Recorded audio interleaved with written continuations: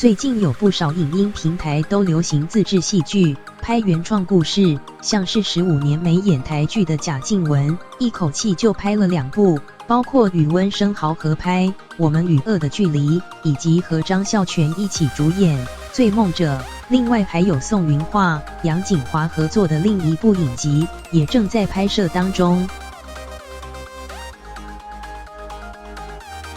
影集《我们与恶的距离》，如果杀人犯跟他们的家人都不用负任何责任，那我们天燕算什么？天燕到底算什么？贾静雯饰演新闻台主管，她的儿子在一场无差别杀人案中丧命，她跟温升豪演夫妻，而吴慷仁则是凶手的辩护律师。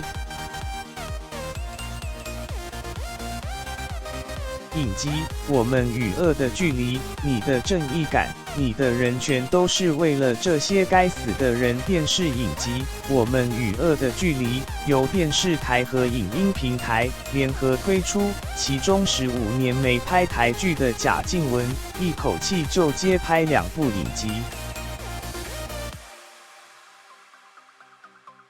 另一部影集《醉梦者》同样也是影音平台自制戏剧，男主角是张孝全，监狱场景更是重头戏。几个不同的影音平台不约而同进攻台湾，推原创影集找台湾卡司，也成为另一股趋势。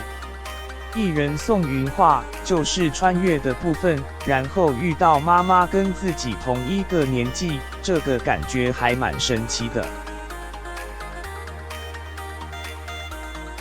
宋芸樺、杨谨华合拍穿越剧《明晚空中见》，两人在戏中饰演母女。1月份才刚开镜，3部影集接力开拍。影音平台跨足自制影集，还找台湾演员拍摄，抢进台湾影视圈。